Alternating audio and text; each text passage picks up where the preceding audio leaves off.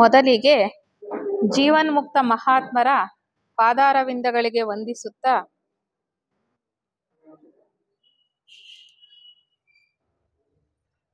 ಆತ್ಮೀಯ ಸಹೋದರ ಸಹೋದರಿಯರೇ, ಈ ದಿನ ಇಂತಹ ಒಂದು ಪ್ರಶಾಂತವಾದ ವಾತಾವರಣದಲ್ಲಿ ಪರಮಾತ್ಮನ ಸನ್ನಿಧಿಯಲ್ಲಿ ಬ್ರಹ್ಮವಿದ್ಯಾ ಸಮಾಜ ಶಿಡ್ಲಘಟ್ಟ ಇಲ್ಲಿಯ ಸಹೋದರರು ಸಹೋದರಿಯರು ಆಯೋಜನೆ ಮಾಡಿದ್ದೀರಾ.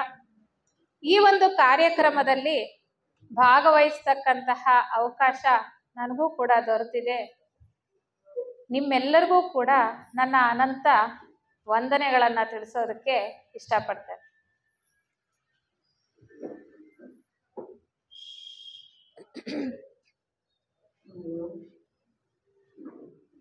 ಪ್ರಸ್ತುತ ಈ ಪ್ರಪಂಚದಲ್ಲಿ, ಈ ಜಗತ್ತಿನಲ್ಲಿ ನಾವೆಲ್ಲ ವಾಸ ಮಾಡ್ತಾ ಇದ್ದೇವಲ್ವಾ? ಪ್ರತಿ ದಿನವೂ ಕೂಡ ನಮಗೆ ಒಂದು ಹೊಸ ಹೊಸ ಸವಾಲು ಎದುರಾಗ್ತಾನೆ ಇದೆ, ಹೌದಾ? ಪ್ರತಿದಿನ ಬೆಳಿಗ್ಗೆ ಎದ್ರೆ ಯಾವುದೋ ಒಂದು ಕಷ್ಟ, ಯಾವುದೋ ಒಂದು ತೊಂದರೆ, ಯಾವುದೋ ಒಂದು ಚಿಂತೆ ಈ ರೀತಿ ನಮ್ಮನ್ನ ಕಾಡ್ತಾನೆ ಇದೆ. ಬರೀ ವೈಯಕ್ತಿಕವಾಗಿ ಅಷ್ಟೇ ಅಲ್ಲ, ನಾವು ಬೆಳಗ್ಗೆ ಎದ್ದ ತಕ್ಷಣ ಟಿವಿ ಆನ್ ಮಾಡ್ತೇವೆ, ನ್ಯೂಸ್ ಕೇಳ್ತೇವೆ ಅಲ್ವಾ? ಈಗ ಹೇಗೆ ಅಂದ್ರೆ ಪ್ರಪಂಚದಲ್ಲಿ ನಡೆಯುವ ಎಲ್ಲಾ ವಿದ್ಯಮಾನಗಳು ಕೂಡ ನಾವು ಕುಳಿತಲ್ಲಿಂದನೇ ಕೇಳಿಸ್ಕೊಳ್ಬಹುದಾಗಿದೆ, ನೋಡಬಹುದಾಗಿದೆಯೂ ಕೂಡ. ಎಲ್ಲ ಒಳ್ಳೇದೇ ನೋಡ್ತಾ ಇದ್ದೀವ, ಎಲ್ಲ ಒಳ್ಳೇದೇ ಕೇಳಿಸ್ಕೊಳ್ತಾ ಇದ್ದೀವ. ಎಲ್ಲ ವಿಚಾರಗಳು ಕೂಡ ನಮ್ಮ ಮನಸ್ಸನ್ನ ಕಲಕುವಂಥದ್ದೇ. ಮನಸ್ಸಿಗೆ ಶಾಂತಿ ಕೊಡ್ತಕ್ಕಂಥದ್ದನ್ನ ಯಾವುದನ್ನಾದ್ರೂ ನಾವು ನೋಡ್ತಾ ಇದ್ದೇವಾ ಅಥವಾ ಕೇಳ್ತಾ ಇದ್ದೇವಾ? ಪ್ರತಿದಿನ ಬೆಳಗಾದಾಗ್ಲಿಂದ ಯಾವುದೋ ಒಂದು ಈ ರೀತಿಯ ಸಮಸ್ಯೆಯನ್ನ ಎದುರುಗೊಳ್ಳೋದಷ್ಟೇ ಅಲ್ಲ, ತಿಳ್ಕೊಳ್ತಾ ಬಂದಿದ್ದೇವೆ. ಎಲ್ಲೋ ಯಾವುದೋ ಒಂದು ಪ್ರದೇಶದಲ್ಲಿ ಯುದ್ಧ ನಡೀತಾ ಇದೆ, ಒಂದು ರಾಷ್ಟ್ರದ ವಿರುದ್ಧ ಇನ್ನೊಂದು ರಾಷ್ಟ್ರ, ಎಷ್ಟೊಂದು ಪ್ರಾಣಹಾನಿ, ಇನ್ನೊಂದು ಕಡೆ ಪ್ರಕೃತಿಯ ವಿಕೋಪ, ಎಲ್ಲೋ ವಿಪರೀತ ಮಳೆ ಬರ್ತಾ ಇದೆ, ಲ್ಯಾಂಡ್ ಸ್ಲೈಡ್ ಆಗ್ತಾ ಇದೆ, ಎಷ್ಟೋ ಜನ ಪ್ರಾಣವನ್ನ ಕಳ್ಕೊಳ್ತಾ ಇದ್ದಾರೆ. ಮತ್ತೆಲ್ಲೋ ಕ್ಷಾಮ, ಅಲ್ಲಿ ಜನರಿಗೆ ಊಟ ಮಾಡಲಿಕ್ಕೆ ಬೇಕಾದಂತಹ ಆಹಾರನೇ ಇಲ್ಲ, ಅವರಿಗೆ ಮೂಲಭೂತ ಸೌಕರ್ಯಗಳೇ ಇಲ್ಲ. ಈ ರೀತಿ ಎಷ್ಟು ಕಷ್ಟಗಳನ್ನ, ಎಷ್ಟು ಯಾತನೆಯನ್ನ, ಎಷ್ಟು ನೋವನ್ನ ನಾವು ಪ್ರತಿದಿನ ನೋಡ್ತಾನೆ ಇದ್ದೇವೆ ಅಲ್ವಾ? ಈ ಎಲ್ಲ ಸಮಸ್ಯೆಗಳಿಗೂ ಕೂಡ ಪರಿಹಾರವನ್ನ ಕಂಡುಕೊಳ್ತಕ್ಕಂಥ ಪ್ರಯತ್ನ ನಾವು ಮಾಡ್ತಾ ಇದ್ದೀವ ಇಲ್ವಾ? ಖಂಡಿತ ಮಾಡ್ತಾ ಇದ್ದೇವೆ. ಮಾಡ್ತಾ ಇಲ್ಲದೆ ಇದ್ದೇವಾ? ನಾವೆಲ್ಲ ಒಂದು ಸಮಾಜದಲ್ಲಿ ಬದುಕ್ತಾ ಇದ್ದೇವೆ. ಇಲ್ಲಿ ಒಂದು ವ್ಯವಸ್ಥೆ ಅಂತ ಇಟ್ಕೊಂಡಿದ್ದೇವೆ ಅಲ್ವಾ? ಒಂದು ಸರ್ಕಾರ ಅನ್ನೋದಿದೆ.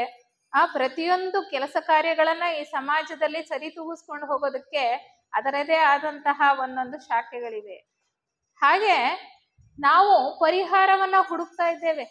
ಎಲ್ಲೆಲ್ಲಿ ಏನೇನು ತೊಂದರೆ ಆದ್ರೆ ಆ ತೊಂದರೆಗಳನ್ನ ನಿವಾರಣೆ ಮಾಡೋಕ್ಕೆ ಪರಿಹಾರ ಹುಡುಕ್ತಾ ಇದ್ದೇವೆ. ಆದ್ರೆ ನಮಗೆ ಶಾಶ್ವತವಾದ ಪರಿಹಾರ ಸಿಗ್ತಾ ಇದೆಯಾ? ಶಾಶ್ವತವಾದ ಪರಿಹಾರ ಸಿಗ್ತಾ ಇದೆಯಾ? ಆ ತಕ್ಷಣಕ್ಕೆ, ಆ ಕ್ಷಣಕ್ಕೆ ಏನ್ ಮಾಡಬಹುದೋ ಅದನ್ನ ಮಾಡ್ತಾ ಇದ್ದೇವೆ. ಪರಿಸರ ಅಥವಾ ಪ್ರಕೃತಿಯ ವಿಕೋಪಗಳು ಎದುರಾದಾಗ ನಾವೇನ್ ಮಾಡ್ತೇವೆ? ಅಲ್ಲಿ ಯಾರು ತೊಂದರೆಗೆ ಒಳಗಾಗಿದಾರೋ ಅವ್ರಿಗೆ ಆಹಾರವನ್ನ ಒದಗಿಸ್ತಕ್ಕಂಥ ಕೆಲಸ ಮಾಡ್ತೇವೆ. ಇಲ್ಲ ಅವರು ರೋಗಕ್ಕೆ ತುತ್ತಾಗಿದ್ರೆ ಅವ್ರಿಗೆ ಔಷಧಿಗಳನ್ನ ಒದಗಿಸುವಂತಹ ಕೆಲಸ ಮಾಡ್ತೇವೆ. ಮನೆ ಬಿದ್ದು ಹೋಗಿದ್ರೆ ಇನ್ನೊಂದು ಮನೆ ಕಟ್ಕೊಡ್ತಕ್ಕಂಥ ಕೆಲಸ, ಇಲ್ಲ ಅವ್ರಿಗೇನೋ ಪರಿಹಾರ ಕಾರ್ಯಾರ್ಥ ಸ್ವಲ್ಪ ಹಣ ಸಹಾಯ ಮಾಡ್ತಕ್ಕಂಥದ್ದು ಅಲ್ವಾ? ಆದ್ರೆ ಈ ಪ್ರಕೃತಿಯ ವಿಕೋಪಗಳಿಗೆ ಕಾರಣ ಏನು ಅನ್ನೋದನ್ನ ನಾವು ಒಳಹೊಕ್ಕು ನೋಡಿದೀವ? ಇದು ಒಂದು ಸಮಸ್ಯೆ ಇರ್ಲಿ. ಅದೇ ರೀತಿ ರಾಷ್ಟ್ರಗಳ ಮಧ್ಯೆ ನಡೀತಾ ಇರ್ತಕ್ಕಂತಹ ಯುದ್ಧಗಳಿದೆಯಲ್ಲ, ಈ ಯುದ್ಧವನ್ನ ನಿಲ್ಸೋದಕ್ಕೆ ಪ್ರಯತ್ನಗಳು ನಿರಂತರ ನಡೀತಾನೆ ಇದೆ. ಆದ್ರೆ ನಿಲ್ಸಕ್ ಸಾಧ್ಯ ಆಗಿದೆಯಾ? ನೋಡಿ, ಇಸ್ರೇಲ್ ಮತ್ತೆ ಇರಾನ್ ಯುದ್ಧ ನಡೀತಾ ಇದೆ, ರಷ್ಯಾ ಮತ್ತೆ ಉಕ್ರೇನ್ ಯುದ್ಧ ನಡೀತಾ ಇದೆ. ಎಷ್ಟೋ ಶಾಂತಿಯ ಸಂಧಾನಗಳನ್ನ ನಡೆಸ್ತಾ ಬಂದಿದ್ದಾರೆ. ಬೇರೆ ರಾಷ್ಟ್ರಗಳೂ ಕೂಡ ಅದರಲ್ಲಿ ಭಾಗವಹಿಸ್ತಕ್ಕಂಥ ಪ್ರಯತ್ನ ಮಾಡ್ತಾ ಇವೆ. ಆದ್ರೆ ನಮ್ಗೆ ಪರಿಹಾರ ಮಾತ್ರ ಸಿಕ್ಕಿಲ್ಲ. ಯುದ್ಧ ಮಾತ್ರ ನಿಂತಿಲ್ಲ. ನಿಂತಿದೆಯಾ? ಯುದ್ಧಗಳು ನಿಂತಿಲ್ಲ. ಯಾಕೆ ಅಂದ್ರೆ ಈ ಹೊರಗಡೆ ಪ್ರಪಂಚದಲ್ಲಿ ಎಷ್ಟು ಸಮಸ್ಯೆಗಳನ್ನ ನೋಡ್ತಾ ಇದ್ದೇವೆ, ಪರಿಹಾರಕ್ಕೆ ಪ್ರಯತ್ನ ಸತತವಾಗಿ ನಾವು ಮಾಡ್ತಾನೇ ಇದ್ದೇವೆ. ಆದ್ರೆ ಪರಿಹಾರ ಮಾತ್ರ ನಮ್ಗೆ ಶಾಶ್ವತವಾಗಿ ಸಿಗ್ತಾ ಇಲ್ಲ. ಯಾಕೆ ಯಾಕೆ ಅನ್ನೋದೇನಾದ್ರೂ ಪ್ರಶ್ನೆ ನಾವು ಮಾಡ್ಕೊಂಡಿದೀವ? ಯಾಕೆ ನಮಗ್ ಸಿಗ್ತಾ ಇಲ್ಲ ಪರಿಹಾರ? ಬರೀ ನಾವು ಹೊರಗಡೆ ಮಾತ್ರ ನೋಡ್ತಾ ಇದ್ದೀವಿ. ಸಮಸ್ಯೆಯನ್ನ ಮೇಲ್ನೋಟದಲ್ಲಿ ಮಾತ್ರ ನೋಡಿ ಪರಿಹಾರವನ್ನ ಕಂಡುಕೊಳ್ಳೋ ಪ್ರಯತ್ನವನ್ನ ಮಾಡ್ತಾ ಇದ್ದೇವೆ. ಎಲ್ಲ ಸಮಸ್ಯೆಗಳಿಗೂ ಮೂಲ ಯಾವುದು? ಎಲ್ಲ ಸಮಸ್ಯೆಗಳ ಮೂಲ ಎಲ್ಲಿದೆ? ನಮ್ಮ ಅಂತರಂಗದಲ್ಲಿದೆ, ಹೊರಗಿಲ್ಲ. ಎಲ್ಲ ಸಮಸ್ಯೆಗಳ ಮೂಲ ಇರ್ತಕ್ಕಂಥದ್ದು ನಮ್ಮ ಒಳಗೆ. ಮನುಷ್ಯನ ಸ್ವಾರ್ಥ ಜಾಸ್ತಿ ಆಗಿದೆ. ಮರಗಿಡಗಳನ್ನ ಕಡಿದು ಹಾಕ್ತಾ ಇದ್ದಾನೆ, ಎಲ್ಲೆಲ್ಲಿ ನೋಡಿದ್ರು ಮನೆ ಕಟ್ತಾ ಇದ್ದಾನೆ, ತನಗೊಬ್ಬನಿಗೆ ಎಲ್ಲ ಮಕ್ಕಳಿಗೆ ಮೊಮ್ಮಕ್ಕಳಿಗೆ ಎಲ್ರಿಗೂ ಆಸ್ತಿ ಮಾಡ್ತಾ ಇದ್ದಾನೆ. ಹೌದಾ? ಕಾಡುಗಳನ್ನ ನಾಶ ಮಾಡ್ತಾ ಇದ್ದೇವೆ. ಸ್ವಾರ್ಥವನ್ನ ನಾವು ಎಷ್ಟರ ಮಟ್ಟಿಗೆ ಹೆಚ್ಚಿಸ್ಕೊಂಡಿದ್ದೇವೆ ಅಂದ್ರೆ, ಪ್ರತಿಯೊಂದು ನಮಗೇ ಬೇಕು, ನಾವು ಅನ್ನೋದ್ರಿಂದ ಅದು ರಾಷ್ಟ್ರ ಮಟ್ಟಕ್ಕೂ ಹೋಗಿದೆ. ರಾಷ್ಟ್ರಗಳ ಮಧ್ಯೆ ಎಷ್ಟು ವೈಮನಸ್ಯ ಇದೆ ಅಲ್ವಾ? ನಮ್ಮ ರಾಷ್ಟ್ರ ಚೆನ್ನಾಗಿರ್ಬೇಕು, ಅಥವಾ ನಾವು ನೆಮ್ಮದಿಯಾಗಿರ್ಬೇಕು. ಬೇರೆಯವರು ಹೇಗಿದ್ರು ನಮಗೆ ತೊಂದರೆ ಇಲ್ಲ, ನಾವು ಮಾತ್ರ ಚೆನ್ನಾಗಿರ್ಬೇಕು. ಅದು ಎಷ್ಟರ ಮಟ್ಟಿಗೆ ಮನುಷ್ಯನ ಸ್ವಾರ್ಥ ಹೆಚ್ಚಾಗಿದೆ ಅಂದ್ರೆ, ರಾಷ್ಟ್ರಗಳ ಮಧ್ಯೆ ಯುದ್ಧ ನಡೀತಾ ಇದೆ, ಹೌದು. ಆದ್ರೆ ಒಂದು ಚಿಕ್ಕ ಕುಟುಂಬದಲ್ಲೂ ಕೂಡ ಒಬ್ಬ ವ್ಯಕ್ತಿ ಇನ್ನೊಬ್ಬ ವ್ಯಕ್ತಿಯ ಮಧ್ಯೆ ಯುದ್ಧ ನಡೀತಾ ಇದೆ, ಇಲ್ವಾ? ಯುದ್ಧ ನಡೀತಾ ಇದೆಯಾ ಇಲ್ವಾ? ನಾವು ಪ್ರಶಾಂತವಾಗಿ ಜೀವನ ಮಾಡ್ತಾ ಇದ್ದೇವಾ? ನಾವೇನು ಯುದ್ಧ ರಂಗಕ್ಕೆ ಹೋಗಿಲ್ಲ, ಅಥವಾ ಯುದ್ಧ ನಡೀತಾ ಇರೋ ಜಾಗದಲ್ಲಿಲ್ಲ. ನಾವು ನಮ್ಮ ಮನೆಗಳಲ್ಲಿ ಇದ್ದೇವೆ. ನಮಗೆ ಬೇಕಾಗಿರ್ತಕ್ಕಂತಹ ಮನೆ, ಮೂಲಭೂತ ವಸ್ತುಗಳು ಸಿಗ್ತಾ ಇದೆ. ಆದ್ರೂ ಮನಸ್ಸಿಗೆ ನೆಮ್ಮದಿ ಇದೆಯಾ? ಯಾವುದೋ ಒಂದು ಚಿಂತೆ, ಯಾವುದೋ ಒಂದು ಸಮಸ್ಯೆ, ಯಾವುದೋ ಒಂದು ವೈಮನಸ್ಯ. ಒಂದು ಕುಟುಂಬದಲ್ಲಿ ಇರ್ತಕ್ಕಂತಹವರ ಮಧ್ಯದಲ್ಲೇ ಎಷ್ಟೊಂದು ಭಿನ್ನಾಭಿಪ್ರಾಯಗಳು. ಹೊಂದಾಣಿಕೆ ಅಂತಕ್ಕಂಥದ್ದು ನಾವು ನೋಡ್ತಾ ಇದ್ದೀವ ಪ್ರಪಂಚದಲ್ಲಿ?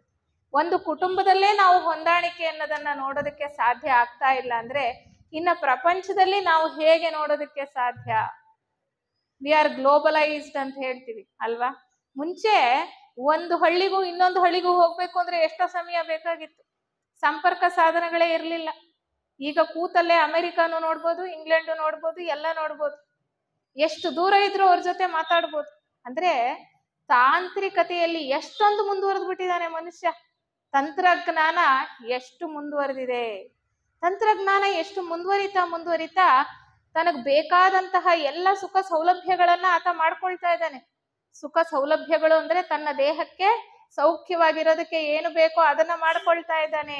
ಅಂದ್ರೆ ಬಹಿರಂಗದಲ್ಲಿ ನಾನೇ ದೇಹ ಅನ್ನುವಂತಹ ಭಾವ, ನಾನೇ ದೇಹ, ನನ್ನ ದೇಹ ಸೌಖ್ಯವಾಗಿರ್ಬೇಕು ಅನ್ನುವಂತಹ ಭಾವ. ನೋಡಿ, ನಮ್ಮ ಆಲೋಚನೆಗಳು ಯಾವ ಕಡೆಗಿದೆ? ನಾವು ಸೌಖ್ಯವಾಗಿರ್ಬೇಕು, ನಮಗೆ ಬೇಕಾದಂತಹ ಸೌಕರ್ಯಗಳನ್ನ ನಾವು ಒದಗಿಸ್ಕೊಳ್ಬೇಕು. ಅಂತರಂಗದಲ್ಲಿ ಮಾತ್ರ ನಮಗೆ ನೆಮ್ಮದಿ ಶಾಂತಿ ಅಂತಕ್ಕಂಥದ್ದು ಇಲ್ಲ. ಹೊರಗಿನ ಬಾಹ್ಯ ವಸ್ತು ವಿಷಯಗಳಿಗೆ ಎಷ್ಟು ಮಟ್ಟಿಗೆ ಆಕರ್ಷಿತರಾಗಿದ್ದೇವೆ. ಈ ದೇಹವೇ ನಾನು ಅನ್ಕೊಂಡಿದ್ದೇವೆ. ಪ್ರತಿಯೊಂದನ್ನು ಒಡೆದು ನೋಡ್ತಾ ಇದ್ದೇವೆ. ಎಲ್ಲರಲ್ಲೂ ಕೂಡ ಪ್ರತ್ಯೇಕತೆಯನ್ನೇ ಕಾಣ್ತಾ ಇದ್ದೇವೆ. ನಾನು ಬೇರೆ, ನೀನು ಬೇರೆ. ಯಾಕೆಂದ್ರೆ ಎಲ್ಲರೂ ಒಂದೇ ತರ ಇಲ್ವಲ್ಲ. ಒಂದೇ ತರ ಕಾಣಿಸ್ತಾ ಇದ್ದೀವ? ಇಲ್ಲ. ಎಲ್ಲರ ಯೋಚನಾ ಲಹರಿ ಒಂದೇ ತರ ಇದೆಯಾ? ಇಲ್ಲ. ಎಲ್ಲರ ಭಾವನೆಗಳು ಒಂದೇ ತರ ಇದೆಯಾ? ಇಲ್ಲ. ಎಲ್ಲವನ್ನೂ ಕೂಡ ನಾವು ಪ್ರತ್ಯೇಕಿಸಿ ನೋಡ್ತಕ್ಕಂಥದ್ದು. ಆದ್ರೆ ಈ ಎಲ್ಲದರ ಹಿಂದೆ ಇರತಕ್ಕಂತಹ ಒಂದು ಮೂಲಭೂತ ತತ್ವವನ್ನ ನಾವೇನಾದ್ರೂ ಆಲೋಚನೆ ಮಾಡೋದಕ್ಕೆ ಸಾಧ್ಯ ಆದ್ರೆ, ಅದರ ಅರಿವನ್ನ ಪಡ್ಕೊಳ್ಳೋದಕ್ಕೆ ಸಾಧ್ಯ ಆದ್ರೆ, ನಮ್ಮ ಇಂದಿನ ಪರಿಸ್ಥಿತಿ, ನಮ್ಮ ಯೋಚನಾ ಲಹರಿ ಖಂಡಿತವಾಗ್ಲೂ ಬದಲಾಗೋದಕ್ಕೆ ಸಾಧ್ಯ. ನಮ್ಮ ಎಲ್ಲ ಸಮಸ್ಯೆಗಳಿಗೂ, ಈ ಪ್ರಪಂಚದಲ್ಲಿ ನಾವು ಎದುರಿಸ್ತಾ ಇರ್ತಕ್ಕಂತಹ ಎಲ್ಲ ಸವಾಲುಗಳಿಗೂ ಮುಖ್ಯ ಕಾರಣ ಏನು ಅಂದ್ರೆ ನಮ್ಮ ಅಂತರಂಗದಲ್ಲೇ ಇದೆ ಅಂತ ನಾವು ಅನ್ಕೊಂಡ್ವಿ. ಅಂತರಂಗದಲ್ಲಿ ಇರೋದು ಏನು? ಮನಸ್ಸಲ್ವಾ? ಎಲ್ಲದಕ್ಕೂ ಮನಸ್ಸೇ ಕಾರಣ. ನಾವು ಹೇಳ್ತೀವಿ, ನನಗೆ ಮನಸ್ಸು ಬಂದ ಹಾಗೆ ನಾನು ಮಾಡ್ತೀನಿ. ನಂಗೆ ಮನಸ್ಸು ಬಂದ್ರೆ ನಾನು ಸತ್ಸಂಗಕ್ಕೆ ಬರ್ತೀನಿ, ಮನಸ್ಸು ಬರಲಿಲ್ಲ ಅಂದ್ರೆ ಮನೇಲೇ ಇರ್ತೀನಿ. ನಂಗೆ ಮನಸ್ಸಾದ್ರೆ ಎದ್ದು ಎಲ್ಲೋ ಒಂದು ಕೆಲಸ ಮಾಡ್ತೇನೆ, ಇಲ್ಲಾಂದ್ರೆ ಮಲ್ಕೊಂಡಿರ್ತೇನೆ. ಎಲ್ಲವೂ ಕೂಡ ಮನಸ್ಸಿನಿಂದಲೇ ನಡೀತಾ ಇದೆ. ಮನಸ್ಸು ಕೂಡ ನಮಗೆ ಒಂದು ಶರೀರ ಅನ್ನುವಂತಹ ಒಂದು ಜ್ಞಾನ ನಮಗೆ ಬೇಕಾಗಿದೆ. ಥಿಯಾಸಫಿ ಸದಸ್ಯರಾಗಿರ್ತಕ್ಕಂತಹ ಅನೇಕರಿಗೆ ಇಲ್ಲಿ ಈ ವಿಚಾರ ಗೊತ್ತಿದೆ. ಆದರೆ ಇನ್ನೂ ಬಹಳಷ್ಟು ಜನ ಹೊಸಬರು ಇರೋದ್ರಿಂದ ಮೂಲಭೂತ ವಿಚಾರಗಳನ್ನೇ ನಾವು ಇಲ್ಲಿ ಪ್ರಸ್ತಾಪ ಮಾಡೋಣ ಅಂತ ಈಗ ನಿರ್ದೇಶಕರು ಕೂಡ ಹೇಳಿದ್ರಿಂದ ನಾನು ಈ ರೀತಿ ಮಾತನಾಡ್ತಕ್ಕಂಥ ಒಂದು ಪ್ರಯತ್ನವನ್ನ ಮಾಡ್ತಾ ಇದ್ದೆ. ಮನಸ್ಸೇ ಎಲ್ಲದಕ್ಕೂ ಕಾರಣ. ಮನುಷ್ಯನಿಗೆ ಈ ದೇಹ ಒಂದೇ ಇಲ್ಲ, ಕಣ್ಣಿಗೆ ಕಾಣ್ತಕ್ಕಂಥ ಈ ಭೌತಿಕ ಶರೀರ ಒಂದೇ ಇಲ್ಲ ಅಲ್ವಾ? ಇದು ಮಾತ್ರ ನಮ್ಮ ಕಣ್ಣಿಗೆ ಕಾಣಿಸುತ್ತೆ. ಅಂದ್ರೆ ನಮ್ಮ ಈ ಭೌತಿಕ ಶರೀರದ ಕಣ್ಣಿಗೆ ಕಾಣಿಸೋದು ಇದೊಂದು ದೇಹ ಅಷ್ಟೆ. ಆದ್ರೆ ನಮ್ಗೆ ಭಾವನೆಗಳು ಇದೆಯಲ್ಲ, ಭಾವನೆಗಳು ಕಾಣಿಸುತ್ತವಾ? ಕೋಪ ಬಂದಾಗ ಮುಖದಲ್ಲಿ ಬದಲಾವಣೆ ಆದಾಗ ಕಾಣುತ್ತೆ, ಆದ್ರೆ ಒಳಗಡೆ ನಾವು ತೋರಿಸ್ಕೊಳ್ದೇ ಇದ್ರೆ ಕಾಣಿಸಲ್ಲ. ಬರೀ ಭಾವನೆಗಳಷ್ಟೇ ಇದೆಯಾ? ನಮಗೆ ಯೋಚನೆಗಳು ಕೂಡ ಬರುತ್ತೆ, ನಮಗೆ ಯೋಚನಾ ಶಕ್ತಿ ಕೂಡ ಇದೆ. ಯೋಚನೆಗಳು ಎಲ್ಲಿಂದ ಬರ್ತಾ ಇದೆ? ಮನಸ್ಸಿಂದ ಬರ್ತಾ ಇದೆ. ವೈಜ್ಞಾನಿಕವಾಗಿ ಕೂಡ ಆವಿಷ್ಕಾರಗಳಾಗಿದೆ, ಎಷ್ಟೋ ವಿಚಾರಗಳನ್ನ ಅವರು ಪ್ರಯೋಗಗಳ ಮೂಲಕ ತಿಳ್ಕೊಂಡಿದ್ದಾರೆ. ಇರ್ಲಿ, ನಮ್ಮಲ್ಲಿ ಯೋಚನೆಗಳು ಕೂಡ ಇದೆ. ಆ ಯೋಚನೆಗಳನ್ನ ಉತ್ಪತ್ತಿ ಮಾಡ್ತಕ್ಕಂಥದ್ದೇ ಮನಸ್ಸು ಅಂತ ಹೇಳ್ತೀವಿ. ಆದ್ರೆ ಈ ದೇಹ, ಭಾವನೆಗಳು, ಮನಸ್ಸು ಅಷ್ಟು ನಾವೇನಾ? ಅಥವಾ ಈ ದೇಹಗಳೇ ನಾವಾ? ಅಥವಾ ಈ ದೇಹಗಳನ್ನ ಮೀರಿ ಏನಾದ್ರೂ ಇದೆಯಾ? ಈ ದೇಹಗಳ ಹೊರತಾಗಿ ಏನಾದ್ರೂ ಇದೆಯಾ? ನಾನು ಅಂದ್ರೆ ಈ ದೇಹಗಳ, ಅಥವಾ ನಾನು ಅಂದ್ರೆ ಮತ್ತೇನಾದ್ರೂನಾ? ಮನುಷ್ಯ ಸ್ವಲ್ಪ ಕಾಲ ಈ ಭೂಮಿ ಮೇಲೆ ಜೀವನ ಮಾಡ್ತಾನೆ. ಹುಟ್ಟಿದ ಮೇಲೆ ಯಾವತ್ತೋ ಒಂದಿನ ತನ್ನ ಆಯಸ್ಸು ತೀರಿದ ಮೇಲೆ ದೇಹನ ಬಿಟ್ಟು ಹೋಗ್ತಾನೆ. ಅಂದ್ರೆ ದೇಹ ಶಾಶ್ವತವಾ? ಶಾಶ್ವತ ಅಲ್ಲ. ದೇಹದಲ್ಲಿ ಇರ್ತಕ್ಕಂಥ ಪ್ರಾಣಶಕ್ತಿ ದೇಹವನ್ನ ಬಿಟ್ಟು ಹೋದ್ಮೇಲೆ ಏನು ಹೇಳ್ತೀವಿ? ದೇಹವನ್ನ ಶವ ಅಂತ ಹೇಳ್ತೀವಿ. ಅಂದ್ರೆ ಈ ದೇಹಕ್ಕೆ ಮೀರಿದಂತಹ ಒಂದು ತತ್ವ ನಮ್ಮಲ್ಲಿದೆ ಅಂತ ಆಯ್ತು. ಇದು ಸ್ಥೂಲ ಕಣ್ಣಿಗೆ ಕಾಣಿಸೋದ್ರಿಂದ ಇದು ಒಂದು ಉದಾಹರಣೆಯನ್ನ ತಗೊಳ್ತಕ್ಕಂಥ ಪ್ರಯತ್ನ. ಅದೇ ರೀತಿ ಈ ಸ್ಥೂಲ ದೇಹ ಹೇಗೆ ನಮಗಿದೆಯೋ ಅದೇ ರೀತಿ ಸೂಕ್ಷ್ಮ ದೇಹಗಳು ಇದೆ. ಸೂಕ್ಷ್ಮ ದೇಹಗಳನ್ನೇ ನಾವು ಹೇಳ್ತಕ್ಕಂಥದ್ದು ರಾಗಭಾವಗಳು ಅಥವಾ ಆಶಾ ದೇಹ, ಮತ್ತೆ ಮನೋದೇಹ, ಮನಸ್ಸು ಅಂತ. ಆದ್ರೆ ಈ ದೇಹಗಳೇ ನಾನಲ್ಲ. ಈ ದೇಹಗಳು ಹೇಳದ ಹಾಗೆ ನಾನು ಕೇಳ್ತಾ ಇದ್ದೀನಿ, ಅದಕ್ಕೆ ಇಷ್ಟು ಸಮಸ್ಯೆಗಳನ್ನ ಸೃಷ್ಟಿಸ್ಕೊಂಡಿದ್ದೇನೆ. ಅದನ್ನ ನಾವು ಚೆನ್ನಾಗಿ ತಿಳ್ಕೊಳ್ಬೇಕು. ನಾವು ಆಧ್ಯಾತ್ಮ ವಿಚಾರನು ಮಾತಾಡ್ತೇವೆ, ನಾವು ಪರಮಾತ್ಮನ ಮಕ್ಕಳು ಅಂತ ಹೇಳ್ತೇವೆ ಅಲ್ವಾ? ನಾವು ಪರಮಾತ್ಮನಿಂದನೇ ಬಂದಿದ್ದೇವೆ, ಆತನನ್ನೇ ಹೋಗಿ ಸೇರ್ಬೇಕು ಅಂತಾನು ಹೇಳ್ತೇವೆ. ಆದ್ರೆ ಅದರ ಆಳವನ್ನ ಹೊಕ್ಕು ನಿಜವಾದ ಅರ್ಥವನ್ನ ನಾವು ತಿಳ್ಕೊಳ್ಳೋ ಪ್ರಯತ್ನವನ್ನ ಪಡಬೇಕು. ಪರಮಾತ್ಮನಿಂದ ಒಂದು ಕಿಡಿಯಾಗಿ ಹೊರಟು ಬಂದಿರತಕ್ಕಂತಹ ಪ್ರತಿಯೊಂದು ಜೀವಿಯು ಕೂಡ ಆ ಪರಮಾತ್ಮನ ಈ ಬೃಹತ್ ಸಂಸರಣಾ ಯೋಜನೆಯಲ್ಲಿ ವಿಕಾಸದ ಪ್ರಕ್ರಿಯೆಯಲ್ಲಿ ಮುಂದೆ ಹೋಗ್ತಾ ಇರ್ತಕ್ಕಂಥದ್ದು. ಈ ಒಂದು ಲೋಕಗಳಲ್ಲಿ ಆ ಪರಮಾತ್ಮನ ಚೈತನ್ಯ ಶಕ್ತಿಯ ಒಂದು ಕಿಡಿ ವ್ಯಕ್ತವಾಗಬೇಕು ಅಂದ್ರೆ ಆ ಲೋಕಗಳಲ್ಲಿ ಇರ್ತಕ್ಕಂಥ ಪ್ರಕೃತಿ ತತ್ವಗಳಿಂದ ರಚಿತವಾಗಿರುವಂತಹ ದೇಹಗಳು ಬೇಕು. ಆ ದೇಹಗಳ ಮೂಲಕ ನಮ್ಮ ಒಳಗಡೆ ಇರ್ತಕ್ಕಂತಹ ಆತ್ಮ ತತ್ವ ವ್ಯಕ್ತವಾಗ್ತಾ ಇದೆ.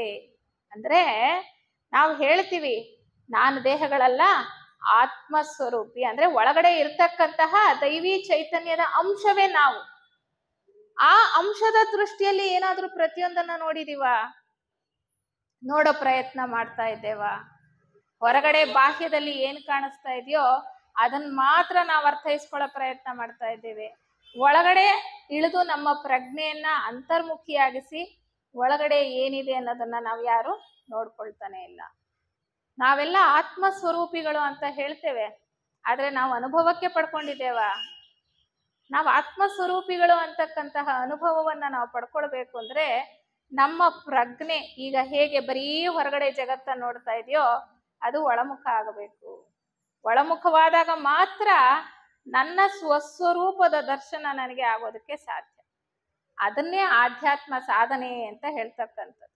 ಆಧ್ಯಾತ್ಮ ಸಂಸ್ಥೆಗಳು, ಈ ಸ್ಪಿರಿಚುವಲ್ ಆರ್ಗನೈಸೇಷನ್ಸ್ ಅಂತ ನಾವೇನು ಹೇಳ್ತೀವಿ, ಎಷ್ಟೋ ಸಂಸ್ಥೆಗಳಿವೆ ಅಲ್ವಾ? ಆ ಸಂಸ್ಥೆಗಳಲ್ಲಿ ನಾವು ಆಧ್ಯಾತ್ಮ ವಿಚಾರ ತಿಳ್ಕೊಳಕ್ಕೆ ಹೋಗ್ತಾ ಇದ್ದೇವೆ ಅಂತ ಕೂಡ ಹೇಳ್ತೇವೆ, ಹೌದಾ? ಸತ್ಸಂಗಗಳಿಗೆ ನಾವು ಭಾಗವಹಿಸ್ತಾ ಇದ್ದೀವಿ ಅಂತ ಹೇಳ್ತೇವೆ. ಅಲ್ಲಿ ಎಷ್ಟೋ ಸಾರಿ ಭಜನೆಗಳು, ಗೀತೆಗಳು ಅಷ್ಟೇ ಇರ್ಬೋದು, ಅಥವಾ ಕೆಲವು ಸಾರಿ ಭಗವದ್ಗೀತೆಯ ಪಠನೆ ಅಥವಾ ಅದರಲ್ಲಿ ಇರ್ತಕ್ಕಂಥ ಅರ್ಥವನ್ನ ತಿಳಿಸ್ತಕ್ಕಂತಹ ಪ್ರಯತ್ನ ಬೇರೆ ಬೇರೆ ಕಡೆ ನಡೀತಿರ್ಬೋದು. ಆದ್ರೆ ನಿಜವಾಗ್ಲೂ ನಮ್ಮ ಸಾಧನೆಯಿಂದ ನಾವು ಅದನ್ನ ತಿಳ್ಕೊಳ್ಳೋ ಪ್ರಯತ್ನವನ್ನ ಮಾಡಿದ್ದೇವಾ? ಯಾವಾಗ ಅದು ಆಗೋದಕ್ಕೆ ಸಾಧ್ಯ ಅಂದ್ರೆ ನಮ್ಮ ಪ್ರಜ್ಞೆ, ಅಂದ್ರೆ ನಮ್ಮ ಸ್ಥೂಲ ಲೋಕದ ಪ್ರಜ್ಞೆ. ನಮ್ಮ ಪ್ರಜ್ಞೆ ಎಲ್ಲಿದೆ ಈಗ? ಈ ಭೌತಿಕ ಲೋಕದಲ್ಲಿ ಇದೆ, ನಮ್ಮ ದೇಹದ ಮೇಲೆ ಇದೆ, ಈ ಭೌತಿಕ ಲೋಕದಲ್ಲಿ ಇದೆ. ನಾವು ಇಲ್ಲಿ ಏನ್ ಕೆಲಸ ಮಾಡ್ತಾ ಇದೀವಿ ನಮ್ಮ ಗಮನಕ್ಕೆ ಬರ್ತಾ ಇದೆ. ನಮ್ಮ ರಾಗಭಾವಗಳ ಕಡೆ ಗಮನ ಹೋಗುತ್ತೆ, ಅಲ್ಲಿ ನಮಗೆ ಪ್ರಜ್ಞೆ ಜಾಗೃತವಾಗಿದೆ. ನಮ್ಮ ಯೋಚನೆಗಳು ಬರ್ತಾ ಇದೆ, ಅಲ್ಲಿ ನಮ್ಮ ಪ್ರಜ್ಞೆ ಜಾಗೃತವಾಗಿದೆ. ಆದ್ರೆ ಅದಕ್ಕಿಂತ ಸೂಕ್ಷ್ಮವಾಗಿರ್ತಕ್ಕಂತಹ ವಲಯಗಳಿವೆ. ಅಲ್ಲಿ ನಾವು ನಮ್ಮ ಪ್ರಜ್ಞೆಯನ್ನ ಜಾಗೃತ ಮಾಡಿಕೊಂಡ್ರೆ ಅಥವಾ ಉನ್ನತ ಸೂಕ್ಷ್ಮ ಸ್ತರಗಳಿಗೆ ನಮ್ಮ ಪ್ರಜ್ಞೆಯನ್ನ ಏರಿಸಿದರೆ ಆಗ ಮಾತ್ರ ನಾವು ಯಾರು, ನಾನು ಏನು ಅನ್ನೋದು ಗೊತ್ತಾಗುತ್ತೆ.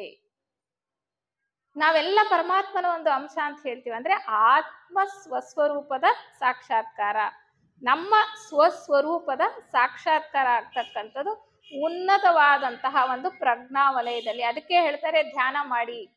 ಯಾವಾಗ ಈ 3 ದೇಹಗಳು ಸ್ತಬ್ಧವಾಗುತ್ತವೋ, ಚಟುವಟಿಕೆಯನ್ನ ನಿಲ್ಲಿಸುತ್ತವೋ, ಯಾವಾಗ ಮನಸ್ಸು ಮೌನಕ್ಕೆ ಜಾರುತ್ತೋ ಆಗ ನಮಗೆ ನಮ್ಮ ಸ್ವಸ್ವರೂಪದ ಅರಿವಾಗೋದು. ಆದ್ರೆ ಇದೇ ಆಗ್ತಾ ಇಲ್ಲ ನಮಗೆ. ನಮ್ಮ ಮನಸ್ಸನ್ನ ಸ್ತಬ್ಧ ಮಾಡ್ಕೊಳ್ಳೋದು, ಮನಸ್ಸನ್ನ ಮೌನ ಮಾಡ್ಕೊಳ್ಳೋದೇ ನಮ್ಗೆ ಆಗ್ತಾ ಇಲ್ಲ. ಅದಕ್ಕೆ ನಮ್ಗೆ ಆತ್ಮನ ಅಥವಾ ನಮ್ಮ ಸ್ವಸ್ವರೂಪದ ಅರಿವು ಅನ್ನೋದು ಆಗ್ತಾ ಇಲ್ಲ. ಅದು ಆಧ್ಯಾತ್ಮ ಸಾಧನೆ. ಇರ್ಲಿ, ಅದು ಆಧ್ಯಾತ್ಮ ಸಾಧನೆ. ಅಂದ್ರೆ ನಾವೆಲ್ಲ ಈ ದೇಹಗಳಲ್ಲ, ಇವೆಲ್ಲ ಕೂಡ ವಿವಿಧತೆಯಿಂದ ಕೂಡಿದೆ. ಇಲ್ಲಿ ಎಲ್ಲರೂ ಬೇರೆ ಬೇರೆಯಾಗಿ ಕಾಣಿಸ್ತಾ ಇದ್ದಾರೆ. ಬರೀ ಮನುಷ್ಯರಷ್ಟೇ ಅಲ್ಲ, ಸಸ್ಯಗಳಿವೆ, ಪ್ರಾಣಿಗಳಿವೆ, ಖನಿಜಗಳಿವೆ, ಎಲ್ಲವೂ ಇವೆ ಅಲ್ವಾ? ಎಲ್ಲವೂ ಕೂಡ ಎಷ್ಟು ವೈವಿಧ್ಯಮಯವಾಗಿದೆ ಈ ಸೃಷ್ಟಿ, ಈ ಪ್ರಪಂಚ. ಆದ್ರೆ ಈ ವೈವಿಧ್ಯಮಯವಾಗಿರ್ತಕ್ಕಂತಹ ಈ ಸೃಷ್ಟಿಯ ಹಿಂದೆ ಇರ್ತಕ್ಕಂತಹ ಶಕ್ತಿ ಒಂದೇ. ಆ ಶಕ್ತಿಯನ್ನ ನಮಗೆ ನೋಡಕ್ಕಾಗಲ್ಲ ಅಲ್ವಾ? ಆದ್ರೆ ಒಂದು ತತ್ವ, ಎಲ್ಲರಲ್ಲಿ ಇರ್ತಕ್ಕಂಥದ್ದು ಒಂದೇ ತತ್ವ, ಆ ಪರಮಾತ್ಮ ತತ್ವ. ಅದನ್ನ ನಿಜವಾಗ್ಲೂ ನಾವು ಸಾಕ್ಷಾತ್ಕಾರ ಮಾಡ್ಕೊಂಡಾಗ ಸಹಜವಾಗಿ ನಮ್ಮಲ್ಲಿ ಬೇರೆ ಭಾವ ಅಥವಾ ಭೇದ ಭಾವ ಅನ್ನೋದಿಲ್ದಲೆ ಎಲ್ಲರೂ ಒಂದೇ ಅನ್ನುವಂತಹ ಅರಿವು ನಮ್ಗೆ ಮೂಡೋದಕ್ಕೆ ಸಾಧ್ಯ. ಆ ಮಟ್ಟಕ್ಕೆ ನಾವು ಹೋಗೋ ತನಕ ಅದು ಆಧ್ಯಾತ್ಮ ಸಾಧನೆಯ ಪಥ ಅಲ್ವಾ? ಆ ಮಟ್ಟಕ್ಕೆ ಹೋಗುವ ತನಕ ನಾವು ಪ್ರಯತ್ನ ಪಡ್ತಾನೆ ಇರ್ಬೇಕು. ಆ ಒಂದು ಉನ್ನತ ಪ್ರಜ್ಞಾ ಸ್ಥಿತಿಗೆ ಹೋದಾಗ ಸಹಜವಾಗಿ ನಾವೆಲ್ಲ ಒಂದೇ, ನಾವು ಬೇರೆ ಬೇರೆ ಅಲ್ಲ.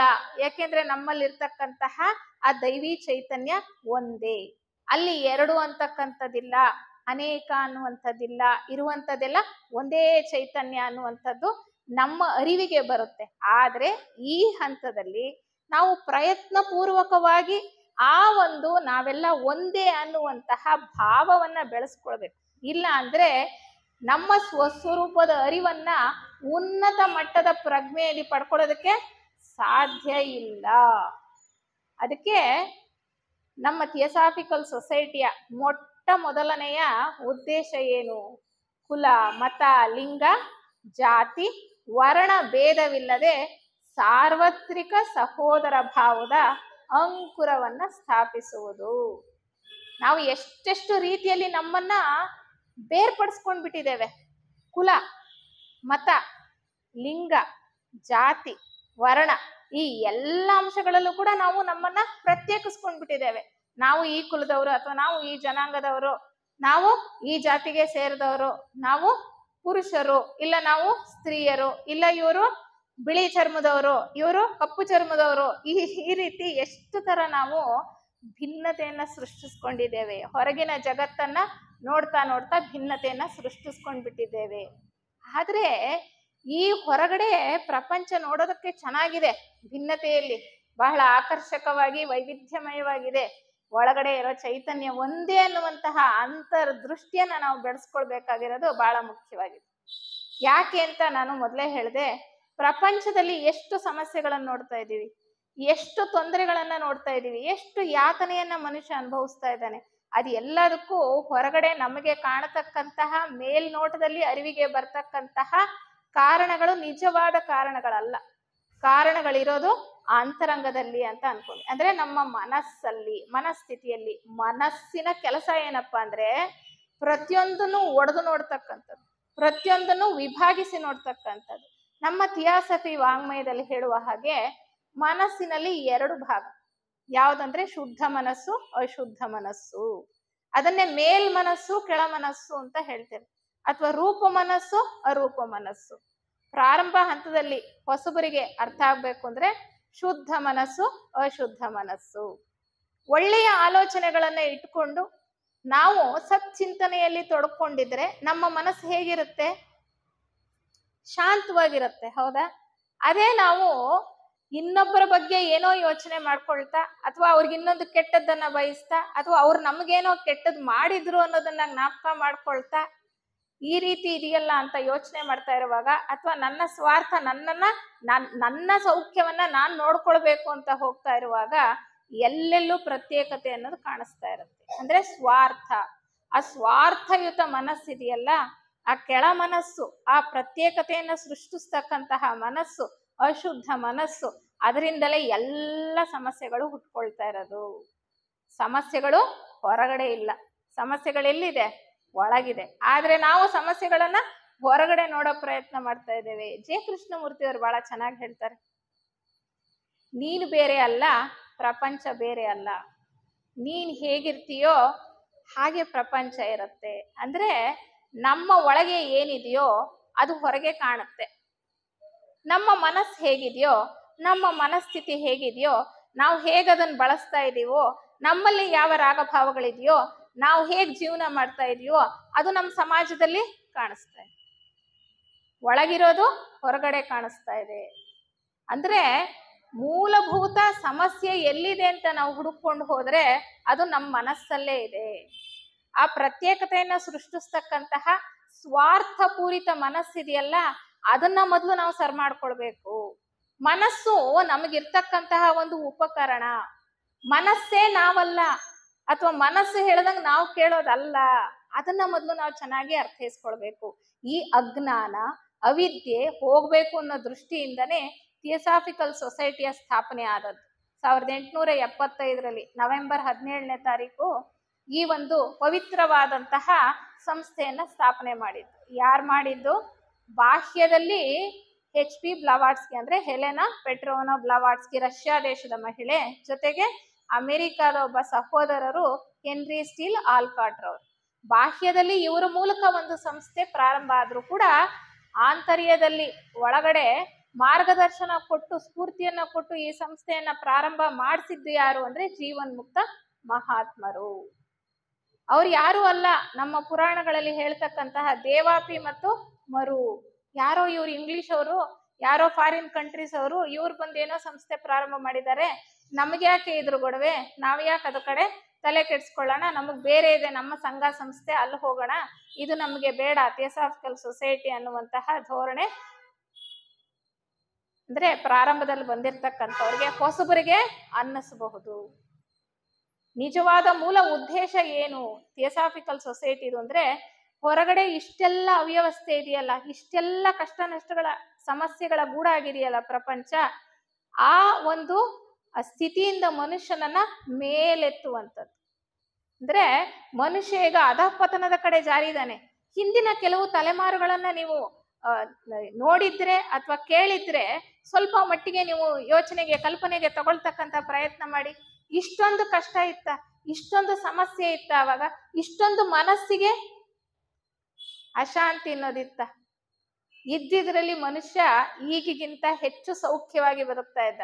ಹಣ ಕಡಿಮೆ ಇದ್ದಿರ್ಬೋದು ಅಲ್ವಾ, ಅವ್ರಿಗೆ ಆಸ್ತಿ ಕಡಿಮೆ ಇದ್ದಿರ್ಬೋದು, ಆದ್ರೆ ನೆಮ್ಮದಿ ಅಂತಕ್ಕಂಥದ್ದು ಈಗಿನ ಸ್ಥಿತಿಗಿಂತ ಇನ್ನೂ ಉತ್ತಮವಾಗಿತ್ತು.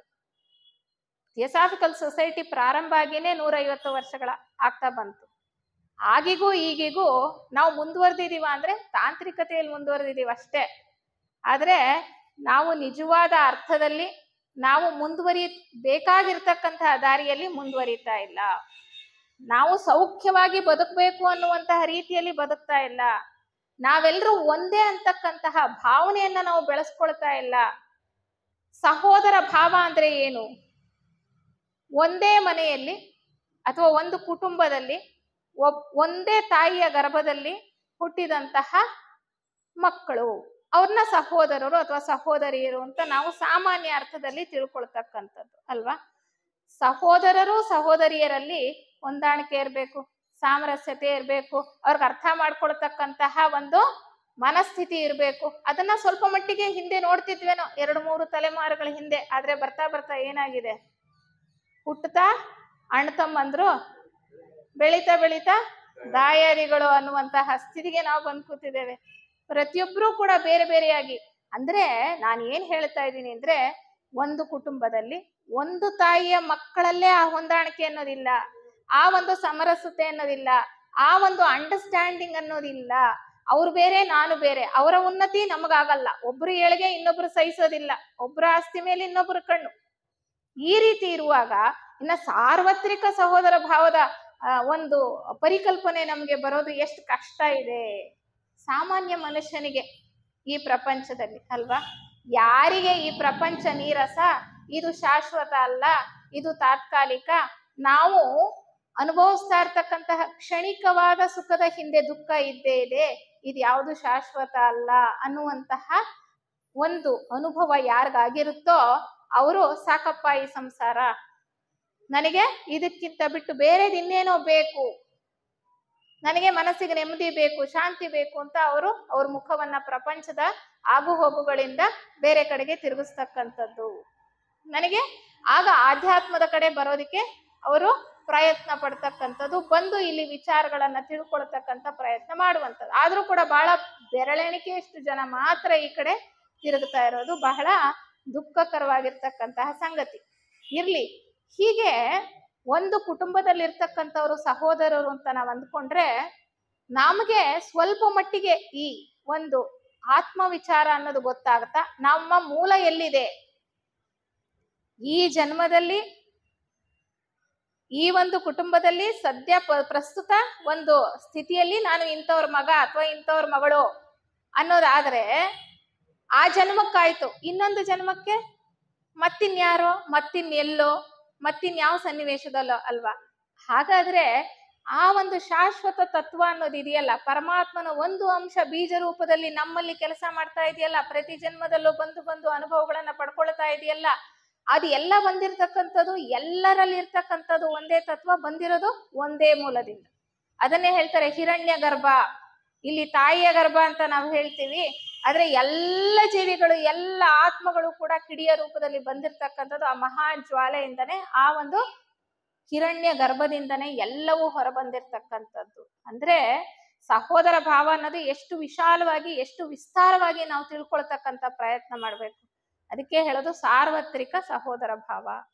ಈ ಸಹೋದರ ಭಾವ ಅನ್ನೋದು ಬರೀ ಮನುಷ್ಯನಿಗೆ ಮಾತ್ರ ಅನ್ವಯಿಸ್ತಕ್ಕಂಥದ್ದ ಅಂತ ನಾವು ಯೋಚನೆ ಮಾಡ್ಬೇಕು. ಯಾಕೆಂದ್ರೆ ಸ್ವಲ್ಪ ಮಟ್ಟಿಗೆ ಈ ಒಂದು ಆಧ್ಯಾತ್ಮದ ವಿಚಾರವನ್ನ ತಿಳ್ಕೊಂಡಿರ್ತಕ್ಕಂಥವ್ರಿಗೆ ಗೊತ್ತು, ಪರಮಾತ್ಮನ ಚೈತನ್ಯ ಎಲ್ಲಾ ಕಡೆ ಇದೆ, ಬರೀ ಮನುಷ್ಯನಲ್ಲಿ ಮಾತ್ರ ಅಲ್ಲ. ಅಣು ರೇಣು ತೃಣ ಕಾಷ್ಟದಲ್ಲೂ ಕೂಡ ಪರಮಾತ್ಮನ ಚೈತನ್ಯ ಇದೆ. ಅಂದ್ರೆ ಖನಿಜ, ಸಸ್ಯ, ಪ್ರಾಣಿ ಪ್ರತಿಯೊಂದರಲ್ಲೂ ಕೂಡ ಪರಮಾತ್ಮನ ಚೈತನ್ಯ ಇದೆ. ಎಲ್ಲವೂ ಕೂಡ ಮಿಡಿತಾ ಇದೆ, ಎಲ್ಲವೂ ಬೇರೆ ಬೇರೆ ಹಂತದಲ್ಲಿ ವಿಕಾಸವಾಗ್ತಾ ಇದೆ ಅಂದಾಗ ಬರೀ ಮನುಷ್ಯರಲ್ಲಷ್ಟೇ ಸಹೋದರ ಭಾವ ಅಲ್ಲ, ನಮ್ಮ ಹಿಂದೆ ಇರತಕ್ಕಂತಹ ಜೀವ ವರ್ಗಗಳ ಜೊತೆಯೂ ಕೂಡ ನಾವು ಸಮರಸತೆಯಿಂದ, ಆ ಒಂದು ಏಕತಾ ಭಾವದಿಂದ ನಾವು ಬದುಕಬೇಕಾಗಿರೋದು ಈ ಪ್ರಪಂಚದಲ್ಲಿ ಪ್ರಸ್ತುತ ಎಷ್ಟು ಮುಖ್ಯ ಅನ್ನೋದನ್ನ ನಾವು ತಿಳ್ಕೊಳ್ಬೇಕು. ಅದಕ್ಕೆ ಹೇಳ್ತಾರೆ HPB ಅವರು, ಥಿಯೋಸಾಫಿಕಲ್ ಸೊಸೈಟಿಯ ಉದ್ದೇಶ ಏನಪ್ಪಾ ಅಂದ್ರೆ ಆ ಆಧ್ಯಾತ್ಮ ಕಿಡಿಯನ್ನ ಸದಾ ಜೀವಂತವಾಗಿ ಇಟ್ಟಿರೋದು ಮನುಷ್ಯನಲ್ಲಿ ಅಂತ. ಆಧ್ಯಾತ್ಮ ಕಿಡಿಯನ್ನ ಸದಾ ಕಾಲ ಜೀವಂತವಾಗಿ ಇಟ್ಟಿರ್ತಕ್ಕಂತಹ ಕೆಲಸವನ್ನ ಥಿಯಾಸಫಿ ಮಾಡ್ತಾ ಇದೆ. ಅಂದ್ರೆ ಆಧ್ಯಾತ್ಮ ಕಿಡಿ ಅಂದ್ರೆ ಅಧಿ ಪ್ಲಸ್ ಆತ್ಮ, ಅಂದ್ರೆ ಆತ್ಮನ ವಿಚಾರ. ನಾವು ಆತ್ಮ ಸ್ವರೂಪಿಗಳು, ಆ ಒಂದು ಕಿಡಿ ನಮ್ಮಲ್ಲಿದೆ ಅಥವಾ ಆ ಚೈತನ್ಯದ ಒಂದು ಅಂಶ ನಮ್ಮಲ್ಲಿದೆ ಅಂದ್ರೆ ಅದು ಯಾವಾಗ್ಲೂ ಜಾಗೃತವಾಗಿರ್ಬೇಕು. ಆ ಒಂದು ವಿಚಾರ ನಮ್ಮಲ್ಲಿ ಜಾಗೃತವಾಗಿದ್ರೆ ಪ್ರತ್ಯೇಕತೆ ಅಂತಕ್ಕಂಥದ್ದು ನಮ್ಮಲ್ಲಿ ಬರೋದಕ್ಕೆ ಸಾಧ್ಯ ಇದೆಯಾ? ಇಲ್ಲ, ಬರಲ್ಲ. ಆದ್ರೆ ನಾವು ಏಕತೆಯನ್ನ ಪ್ರಯತ್ನ ಪೂರ್ವಕವಾಗಿ ಅಭ್ಯಾಸ ಮಾಡಬೇಕಾಗಿದೆ. ಹೊರಗಡೆ ಬಾಹ್ಯದಲ್ಲಿ ಕಾಣತಕ್ಕಂತಹ ರೂಪಗಳ ಹಿಂದಿರ್ತಕ್ಕಂತಹ ಆ ಒಂದು ಏಕ ಚೈತನ್ಯವನ್ನ ನಮ್ಮ ಸೂಕ್ಷ್ಮ ದೃಷ್ಟಿಯಲ್ಲಿ ಗ್ರಹಿಸ್ತಕ್ಕಂತಹ ಶಕ್ತಿಯನ್ನ ನಾವು ಪಡ್ಕೊಳ್ಬೇಕಾಗಿದೆ. ಅದು ನಿಜವಾದ ಸಹೋದರ ಭಾವ. ಆ ರೀತಿಯ ಭಾವ ಇದ್ದಾಗ ನಾವ್ ಇನ್ನೊಬ್ಬರ ಜೊತೆ ಜಗಳ ಮಾಡ್ತೀವ? ಅಥವಾ ಇನ್ನೊಬ್ಬರು ಏಳ್ಗೆಯನ್ನ ಕಂಡು ನಾವು ಅಸೂಯೆ ಪಡ್ತೀವ, ಅಥವಾ ಇನ್ನೊಬ್ಬರನ್ನ ದ್ವೇಷ ಮಾಡ್ತೇವ? ನಾವು ಅವರು ಒಂದೇ ಅಂತ ಆದಾಗ ದ್ವೇಷ ಎಲ್ಲಿ ಬಂತು?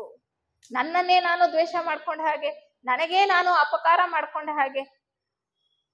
ಆ ಭಾವ ನಮ್ಮಲ್ಲಿ ಬಂದಾಗ ಮಾತ್ರ ನಿಜವಾದ ಹೊರಗಡೆ ಕಾಣ್ತಾ ಇರ್ತಕ್ಕಂಥ ಸಮಸ್ಯೆಗಳಿಗೆ ನಮಗೆ ಪರಿಹಾರ ಸಿಗೋದಕ್ಕೆ ಸಾಧ್ಯ. ಇದಷ್ಟು ಸುಲಭ ಅಲ್ಲ, ಬಾಯಲ್ಲಿ ಹೇಳಿದಷ್ಟು ಸುಲಭ ಅಲ್ಲ, ಅಥವಾ ಒಂದೆರಡು ದಶಕಗಳಲ್ಲಿ ಆಗ್ತಕ್ಕಂಥದ್ದಲ್ಲ, ಅಥವಾ ಒಂದೆರಡು ಕಲ್ಪಗಳಲ್ಲೂ ಆಗ್ತಕ್ಕಂಥದ್ದಲ್ಲ. ಅಷ್ಟು ಗಹನವಾಗಿರ್ತಕ್ಕಂತಹ ವಿಚಾರ. ಆದರೆ ನಾವು ಈ ಪಥದಲ್ಲಿ ಹೆಜ್ಜೆ ಇಡಲೇಬೇಕು, ಮುಂದೆ ಹೋಗ್ಲೇಬೇಕು ಅಂದ್ರೆ ಆ ಭಾವವನ್ನ ಪ್ರಯತ್ನ ಪೂರ್ವಕವಾಗಿ ಬೆಳೆಸ್ಕೊಳ್ಳೇಬೇಕು, ಅದನ್ನ ಅಭ್ಯಾಸ ಮಾಡಲೇಬೇಕು. ಮಾಡದೇ ಇದ್ರೆ ನಾವು ಮುಂದೆ ಹೋಗಕ್ ಸಾಧ್ಯ ಇಲ್ಲ. ನಮ್ಮಂತೆ ಇತರರು, ಅವರು ಕೂಡ ನಮ್ಮ ಹಾಗೆ, ಅವರ ಕಷ್ಟ ನಮ್ಮ ಕಷ್ಟ, ಅವರೇ ತೊಂದರೆಯಲ್ಲಿದ್ದಾಗ ನಾವು ತೊಂದರೆ ಅವರಿಗೆ ಸಹಾಯ ಮಾಡಬೇಕು ಅನ್ನುವಂತಹ ದೃಷ್ಟಿ ಬಹಳ ಒಂದು ಸರಳವಾಗಿರ್ತಕ್ಕಂತಹ ಮಟ್ಟದಿಂದ ನಾವು ಪ್ರಾರಂಭ ಮಾಡ್ಕೊಂಡು ಹೋದಾಗ ಮಾತ್ರನೇ ನಮಗೆ ನೆಮ್ಮದಿ ಅನ್ನೋದು ಸಿಗೋದು. ನಾವೇ ಇದನ್ನ ಪ್ರಯೋಗ ಮಾಡಿ ನೋಡ್ಕೊಳ್ಬೇಕು. ನಾವು ಇನ್ನೊಬ್ಬರ ಜೊತೆ ದ್ವೇಷ ಸಾಧಿಸ್ತಾ ಹೋದ್ರೆ ಮನಸ್ಸಿಗೆ ನೆಮ್ಮದಿ ಇರಲ್ಲ. ಅಯ್ಯೋ ಅವರು ನಾವು ಒಂದೇ, ಅವ್ರ ಸ್ಥಿತಿ ಏನೋ ಇದೆ, ಅವ್ರಿಗೆ ತೊಂದರೆ ಇದೆ, ಅವ್ರ ತೊಂದರೆಯನ್ನ ಅರ್ಥ ಮಾಡ್ಕೊಂಡು ನಾವು ಅವ್ರನ್ನ ಕ್ಷಮಿಸಿದ್ರೆ, ಅವ್ರು ಏನಾದ್ರು ನಮಗ್ ಕೆಟ್ಟದ್ ಮಾಡಿದಾಗ ನಾವು ಪ್ರಶಾಂತವಾಗಿ ನೆಮ್ಮದಿಯಿಂದ ಇರೋದಕ್ಕೆ ಸಾಧ್ಯ ಇಲ್ಲ. ಅವ್ರು ಏನೋ ಒಂದ್ ಮಾಡಿದ್ರು ಅಂತ ಅದನ್ನ ಸಾಧಿಸ್ತಾ ಅವ್ರ ಮೇಲೆ ದ್ವೇಷವನ್ನ ಕಾರ್ತಾ ಹೋದ್ರೆ ಪ್ರತ್ಯೇಕತೆ ಜಾಸ್ತಿ ಆಗತ್ತೆ, ವೈಷಮ್ಯಗಳು ಜಾಸ್ತಿ ಆಗತ್ತೆ, ಯುದ್ಧಗಳು ಇನ್ನೂ ಜಾಸ್ತಿ ಆಗತ್ತೆ. ಯುದ್ಧಗಳನ್ನು ನಿಲ್ಲಿಸ್ತಕ್ಕಂಥ ಎಷ್ಟು ಪ್ರಯತ್ನ ಆದ್ರೂ ಕೂಡ ಒಂದು ಸ್ವಲ್ಪ ಕೂಡ ಅದನ್ನ ಕಾರ್ಯರೂಪಕ್ಕೆ ತರಕ್ಕೆ ಆಗತ್ತಾ ಇಲ್ಲ. ಲೈನ್ ಆಫ್ ಕಂಟ್ರೋಲ್ ಅಂತ ಹಾಕ್ತಾರೆ, LOC ಅಂತ, ಪಾಕಿಸ್ತಾನ ಭಾರತ ಮಧ್ಯದಲ್ಲಿ. ಎಲ್ಲಿ ನಡೀತಾ ಇದೆ? ಅದನ್ನ ಯಾರಾದ್ರೂ ಪಾಲಿಸ್ತಾ ಇದ್ದಾರಾ? ಇಲ್ವೇ ಇಲ್ಲ. ಆ ಸಹೋದರ ಭಾವ ಅನ್ನೋದು ಇದ್ರೆ ಎಲ್ಲೂ ಕೂಡ ತೊಂದರೆ ಅಂತಕ್ಕಂಥದ್ದಿರಲ್ಲ. ನಾವು ಪ್ರತ್ಯೇಕತೆಯನ್ನ, ಬೇರೆ ಬೇರೆ ರಾಷ್ಟ್ರಗಳನ್ನ ಯಾಕೆ ಮಾಡ್ಕೊಂಡಿದೀವಿ? ಎಲ್ಲ ಭೂಮಿ ಮೇಲೆ ಇರ್ತಕ್ಕಂಥ ಎಲ್ಲ ಜೀವಿಗಳಿಗೂ ಕೂಡ ಒಂದೇ ಏನು ವ್ಯವಸ್ಥೆ ಇರೋದಕ್ಕೆ ಸಾಧ್ಯನಾ? ಎಷ್ಟೆಷ್ಟೋ ದೂರ ದೂರ ಇರ್ತಕ್ಕಂಥದ್ದು, ಹತ್ರ ಇರ್ತಕ್ಕಂಥವ್ರು ಎಲ್ಲೆಲ್ಲಿ ಅಲ್ಲಿ ಅವರು ಸಂವಹನ ಮಾಡೋದಕ್ಕೆ ಸಾಧ್ಯನೋ, ಸಂಪರ್ಕ ಮಾಡೋದಕ್ಕೆ ಸಾಧ್ಯನೋ, ಅಲ್ಲಿ ಒಂದೊಂದು ರಾಷ್ಟ್ರ, ಒಂದೊಂದು ಜಿಲ್ಲೆ, ಒಂದೊಂದು ತಾಲೂಕು ಅಂತ ನಾವು ಮಾಡ್ಕೊಳ್ತಾ ಬಂದ್ವಿ. ಎಲ್ಲ ಪ್ರತಿಯೊಂದು ಕೂಡ ಕೆಲಸ ಕಾರ್ಯಗಳು ಸಮಾಜದಲ್ಲಿ ವ್ಯವಸ್ಥಿತವಾಗಿ ನಡಿಬೇಕು ಅನ್ನೋ ಉದ್ದೇಶದಿಂದ ಈ ಒಂದು ಏನು ಡಿವಿಷನ್ಸ್ ಅಂತ ನಾವೇನ್ ಹೇಳ್ತೀವಿ, ವಿಭಾಗಗಳು, ಅವುಗಳನ್ನ ಮಾಡ್ಕೊಳ್ತಾ ಬಂದ್ವಿ. ಆದ್ರೆ ನಾವು ಅದನ್ನೇ ಗಟ್ಟಿಯಾಗಿ ಹಿಡ್ಕೊಂಡು ನಿಜವಾದ ಒಂದು ತತ್ವವನ್ನ ಮರೆತು ಬಿಟ್ವಿ. ಅದಕ್ಕೆ ಹೇಳ್ತಾರೆ ವಸುದೈವ ಕುಟುಂಬಕಂ. ಗ್ಲೋಬಲೈಸೇಷನ್ ಅಂದ್ರೆ ವಸುದೈವ ಕುಟುಂಬಕಂ ಅನ್ನುವಂತಹ ಪ್ರಜ್ಞೆ ನಮ್ಮಲ್ಲಿ ಮೂಡ್ಬೇಕು. ಅದಾಗಿಲ್ಲ. ನಾವ್ ಇಲ್ಲಿಂದ ಅಲ್ಲಿಗೆ ಯಾವಾಗ ಬೇಕಾದ್ರೂ ಹೋಗ್ಬೋದು, ಇನ್ನೊಂದ್ ದೇಶಕ್ಕೆ, ಅಥವಾ ಅಲ್ಲಿರೋರ್ನ ಯಾವಾಗ ಬೇಕಾದ್ರೂ ಸಂಪರ್ಕ ಮಾಡ್ಬೋದು, ಅಲ್ಲಿ ನಡೀತಾ ಇರ್ತಕ್ಕಂಥದ್ದೆಲ್ಲ ನಮಗ್ ಗೊತ್ತಾಗ್ತಾ ಇದೆ ಅನ್ನುವಂತಹ ಭಾವ ನಮಗ್ ಬರ್ತಾ ಇದೆ. ತಾಂತ್ರಿಕತೆ ಮುಂದುವರಿತಾ ಅದಕ್ಕೆ ಹೇಳ್ತಾರೆ ನಿಜವಾದ ಸಹೋದರ ಭಾವ ನಮ್ಮಲ್ಲಿ ಉದಯವಾಗಬೇಕು ಅಂದ್ರೆ ನಮ್ಮ ಅಂತರಂಗದಲ್ಲಿ ಬದಲಾವಣೆ ಆಗ್ಬೇಕು, ಮೂಲಭೂತ ಬದಲಾವಣೆ ನಮ್ಮಲ್ಲಿ ಆಗ್ಬೇಕು. ಇದು ಹೇಗೆ ಅಂದ್ರೆ ಕ್ರಾಂತಿಕಾರಿ ಬದಲಾವಣೆ ಅಂತ ಹೇಳ್ತಾರೆ. ರಾಧಾಬರ್ನಿಯವರು ಮಾನವ ಪುನರುತ್ಥಾನ ಅನ್ನುವಂಥ ಗ್ರಂಥದಲ್ಲಿ ಬಹಳ ಚೆನ್ನಾಗಿ ಹೇಳ್ತಾರೆ. ಮೂಲಭೂತ ಬದಲಾವಣೆ ಆಗ್ಬೇಕು. ನಮ್ಮಲ್ಲಿ ಇರ್ತಕ್ಕಂಥ ಪ್ರತ್ಯೇಕತಾ ಭಾವನೆಯನ್ನ ಬೇರು ಸಮೇತ ಕಿತ್ತು ಬಿಸಾಕ್ಬೇಕು, ಬುಡ ಸಮೇತ ಕಿತ್ತು ಬಿಸಾಕ್ಬೇಕು. ಅಲ್ಲಿ ತನಕ ಮಾನವನ ಪುನರುತ್ಥಾನ ಆಗೋದಕ್ಕೆ ಸಾಧ್ಯ ಇಲ್ಲ. ಪುನರುತ್ಥಾನ ಅಂದ್ರೆ ಮಾನವ ಈಗ ಅಧೋಗತಿಗೆ ಹೋಗಿ ಬಿದ್ದಿದ್ದಾನೆ, ಆತ ಮತ್ತೆ ಎದ್ದು ನಿಂತು ಸರಿಯಾದ ದಾರಿಯಲ್ಲಿ ಹೋಗ್ಬೇಕು.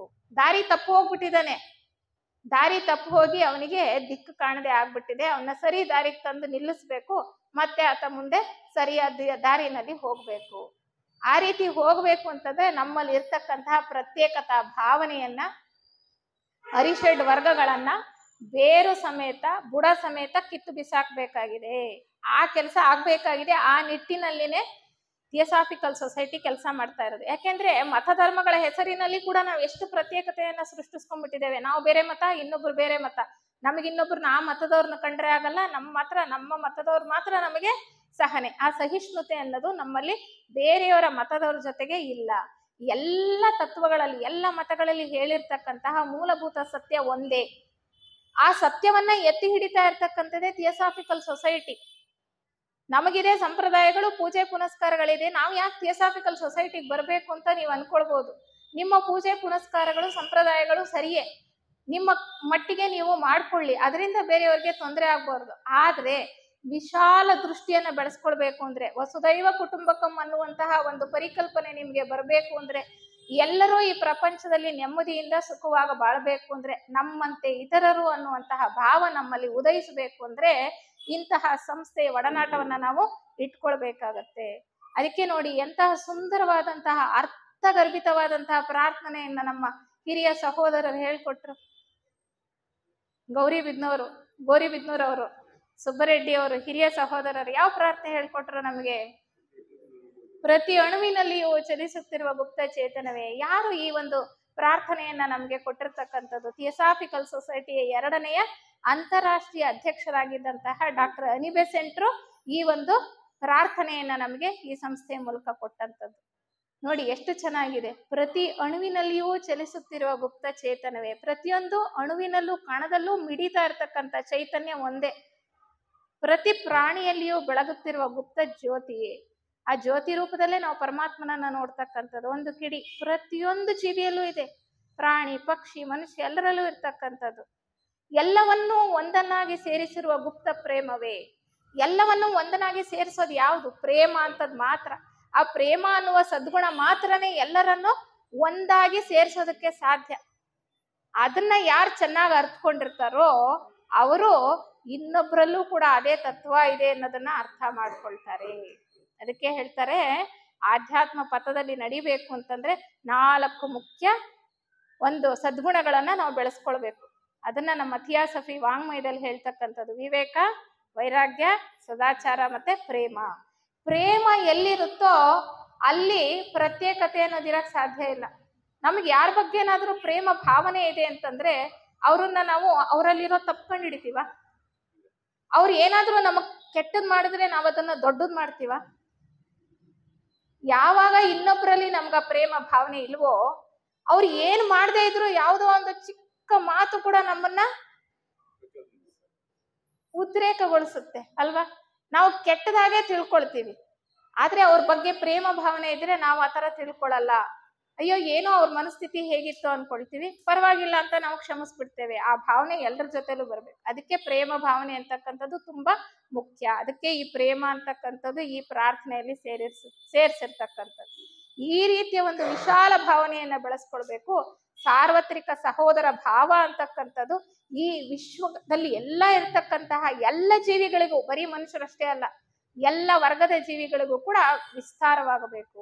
ವಿಜ್ಞಾನ ಕೂಡ ಕಂಡಿಡ್ಕೊಂಡಿದೆ, ಹೌದಲ್ಲ, ಈ ಖನಿಜಗಳು ಏನು ಓಡಾಡ್ತಾ ಇಲ್ವಲ್ಲ, ಅವೆಲ್ಲೋ ಬಿದ್ದಿರ್ತವೆ, ಅದಕ್ಕೆಲ್ಲಿ ಜೀವ ಇದೆ, ಜೀವ ಇಲ್ಲ ಅಂತ ಅನ್ಕೋಬಹುದು. ವಿಜ್ಞಾನ ಹಾಗೆ ಹೇಳ್ತಾ ಇತ್ತು ಪ್ರಾರಂಭದಲ್ಲಿ. ಆದ್ರೆ ಪ್ರಯೋಗಗಳನ್ನ ಮಾಡಿ ನೋಡಿದ ತಕ್ಷಣ ಗೊತ್ತಾದದ್ದು ಏನು?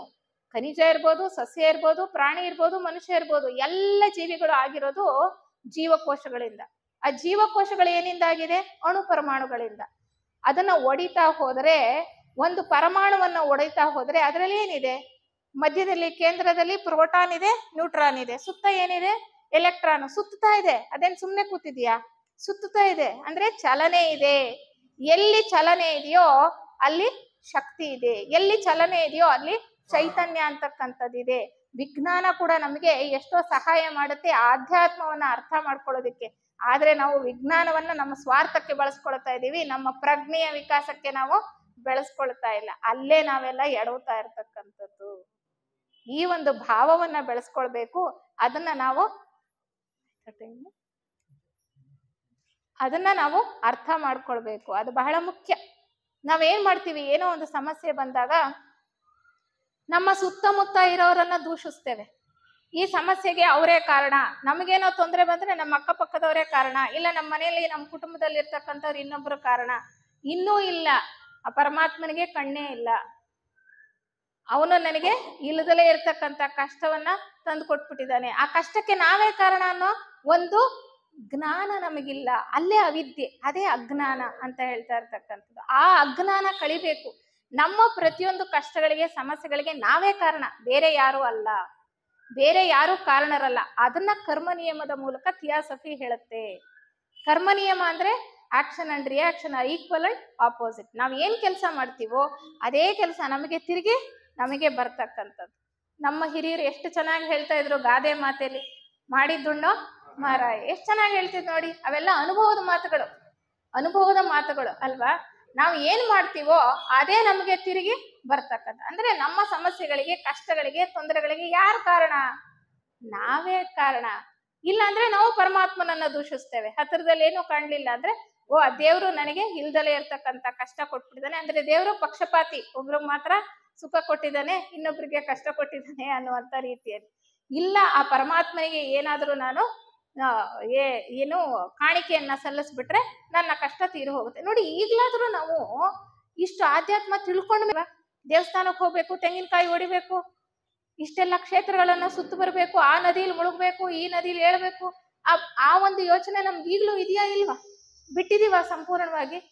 ಬಿಡೋ ತನಕ ನಾವು ಮುಂದೋಗಲ್ಲ, ಬಿಟ್ರೇನೆ ಮುಂದೋಗೋದು, ಇಲ್ಲಾಂದ್ರೆ ಮುಂದೋಗೋದು. ಅದಕ್ಕೆ ಅಲ್ಲಮ ಪ್ರಭುಗಳು ಎಷ್ಟು ಚೆನ್ನಾಗಿ ಹೇಳ್ತಾರೆ ಅವ್ರ ಒಂದು ವಚನದಲ್ಲಿ, ಸುತ್ತಿ ಸುತ್ತಿ ಬಂದಡಿಲ್ಲ, ಲಕ್ಷ ಗಂಗೆ ಮಿಂದೋಡಿಲ್ಲ, ತುತ್ತ ತುದಿಯ ಮೇರುಗಿರಿಯ ಮೇರಿ ಕೂಗಿದೋಡಿಲ್ಲ.